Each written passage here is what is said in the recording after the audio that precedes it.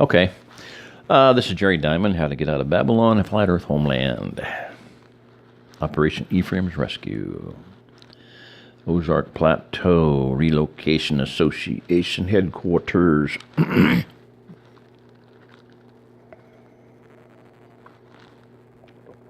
was reading a little bit about the Mormon Handcart Company today, and they had I might butcher it, but there was a fund. It was called the Continuous Immigration Fund, CEF, maybe. I might have that right, I might not. And I proposed that. That's what's been my thing for years, you know. If Christians, I say Christians, quote unquote, if believers actually lived as we were commanded to, it would be happening already. You know, what do I mean? Well, we're not commanded to be, thus I say to you, care only about yourself, And here's your mantra that I want you to remember. Us for and no more. Shoot first and ask questions later. Kill them all and let God sort them out. Well, and I kid you not, I told the guy, head alpha male of a really big, rich, badass metro church in Denver. I said, man, you ought to get some storage food. Why? My neighbor weighs 300 pounds. Okay. And another guy, 80-year-old prepper, Christian prepper. Jerry, we're the only people in our neighborhood, in this whole place, doing prepping. So, if the shit hits the fan, and they come knocking on my door, my biggest question is, should I feed them, or should I eat them? Whoa, pause for serious thought here, I don't know. That's going to be up to you, I mean, his wife had made chili for him one day. How is the chili, dear? Oh, it's really good, dear. Well, it's Alpo dog food. Oh, that's a wonderful idea, dear. That really tastes good. Yeah. Just prepping, experimenting. Cute old couple, but I gotta, and that's the prepper mentality. So, Christian survivalist is an oxy-fracking moron. Fracking on the dotted craton line. So, they're fracking and they're going to kill us. By fracking. The fracking. Frack the fracking frackers. Ooh. Ow, sorry. George. Oh. Oh. Pause. I'm sure you all can figure out what happened. I went to set my glass over there, and that little electrical outlook cover that had my little 3 pyramids of Giza in it flipped. So, in all wars, there are casualties in all battles. And 2 out of 3 were saved. 1 out of 3 is dead. It landed on the stove there, the heater, the gas thing, propane thing, and when I went to try to get it out, it fell down inside. Gone. Okay. So free, cheap, and easy, and was talking about salt and the benefits of it. So there's many, many, many benefits. You use it for fermenting. Okay, it preserves food. Salt hides with it. Okay, salt meat with it. Preserve food in a lot of ways. And so salt pipe is a huge, huge one. So let me go back to that story because that's where I was. And that is, so I had the idea of salt pipes and I was punching holes in vitamin bottles. That was my initial thing. Now, I will say this. Of course, a lot of plastics have weird chemicals in them. So I had that one and I was using it quite a bit. And then there was a period of, let's say 2 weeks, 2 months, whatever, doesn't make any difference. I hadn't used it, and I went to use it It had eaten the plastic and had a horrible, horrible taste. BPA, whatever. Here we come. And so I threw it away. I mean, I didn't use the salt or nothing. I just threw the whole thing away. So my next idea was, well, why not use something that is made to hold salt? Make more sense, And now I will say this, Morton salt, when it rains, it pours, has a little picture of the girl umbrella. What does that mean? It means when it rains and it's humid out, the salt will still pour. Why is that? It's because they've taken all the life out of it and only left death in it. Okay, table salt is poisonous to the human body. It's only got sodium chloride in it. Salt, real salt, has all the minerals in existence. Well, as many as possible. Pink Himalayan, you look up a laboratory analysis of that and see it's got 80, 85, something like that. Real salt. You can look up their analysis, their laboratory analysis, and it has 80, 85, something like that. I don't remember which one. This stuff, when we first moved to Missouri, we had been using Great Celtic salt for years, for I think 30 years. Since Shackley. Yeah. And we were used to it, And when we moved to, let me say this, newsflash to everybody, if you are thinking about coming to the Ozark Plateau, get good salt. Start using it now. We moved to Kansas. That was our interim stopover place, 4 years. The wife called it boot camp for Missouri, learning what ticks are, chiggers are, ice storms in January, and snowstorms in March. Boot camp. Okay? Humidity, heat, very hard to put up with. There's a gal, Chris, really sweetheart, Ozark Natural Homestead, Ozark something Homestead, redhead girl. Look her up on YouTube. Shout out. I'm sorry I don't get the name right.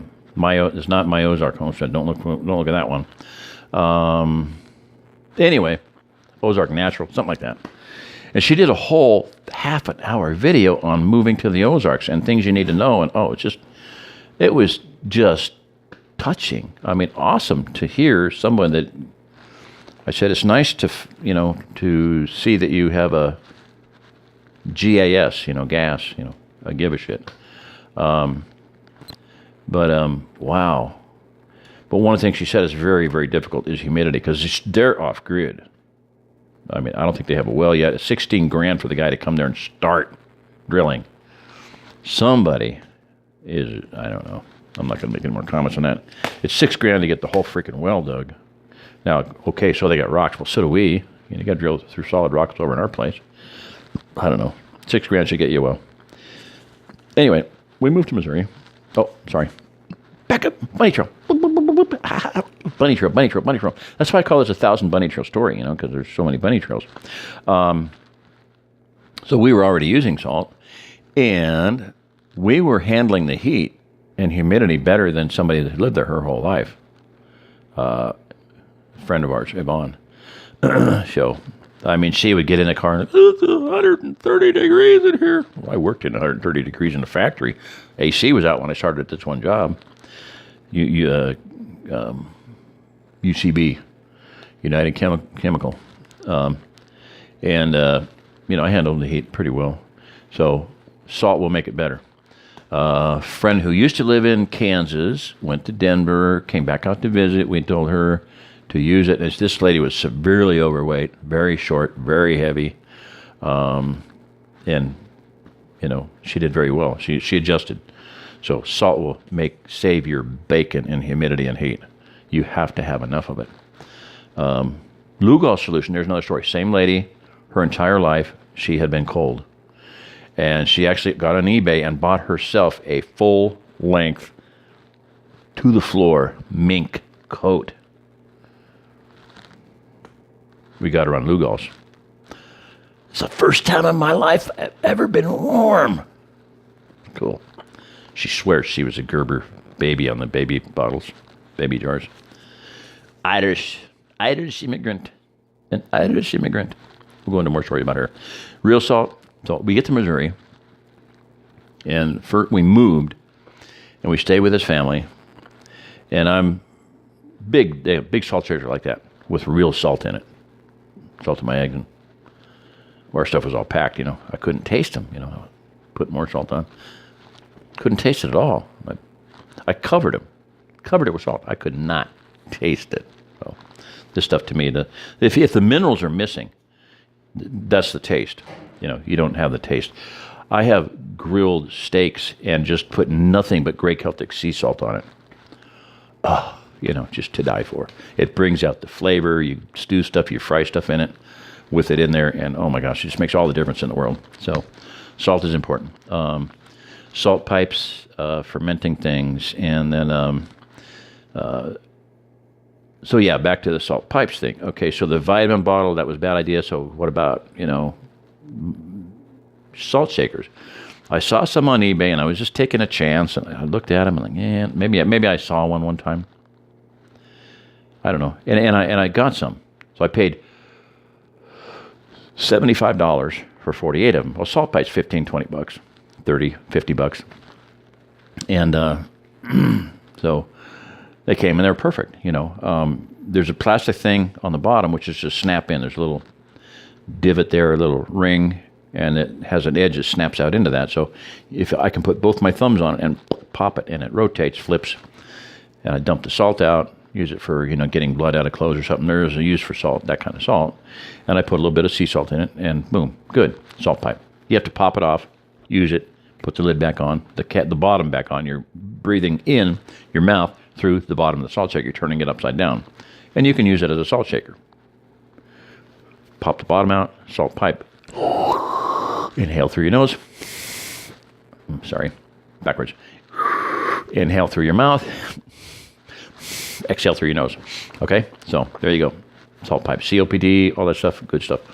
And then again, I did it again. I got, because we sold them. I would put one for $10, two for 15, three for 20, something like that, with a little bag of extra salt. And I did it again. I got 48 of them for $75. Okay, so 75, remember that number. So one day we're at Golden Corral, and I said, "Can you save these?" "Yeah." This is in Springfield, an hour drive away. Long ways for us.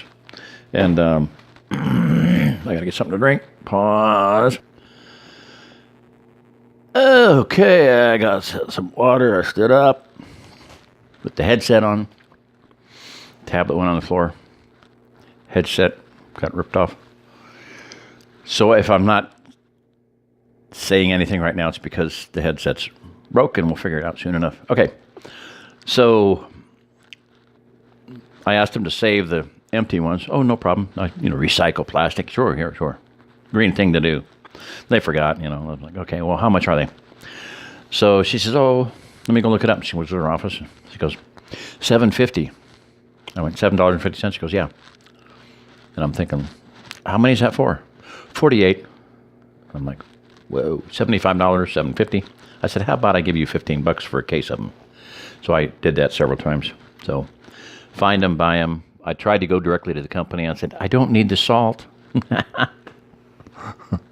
"Can you sell them to me without the salt?" "No, we only sell them to this one company and this distribution company for restaurants, and that's it. And we can barely keep up with that, and da-da-da-da-da." So they sell a lot of them. So just make a deal with, offer them $15, whatever they want to take for them. And if they'll let you have the used ones, the disposable, throw them away. But I doubt that's, it didn't work for me. So, alrighty. So that was my, it's made to hold salt and a lot more stable environment. When I first mentioned this, my wife at the time, salt pipe, "Oh, that's stupid." And I don't know. They say in Europe that, people go into salt caves. "Oh, yeah, I've been in those." So suddenly it was a good thing, cool thing, because it wasn't my idea anymore. Anything is my idea. I was like, nah. How about a redneck bidet squeeze bottle? Nah, we'll just use a rag and hang it up on the, curtain, shower curtain when we're done. Anyway, so, yeah, and it just phenomenal, really, really phenomenal. So people that work in salt caves never get sick, and sailors, nebulization, never get sick.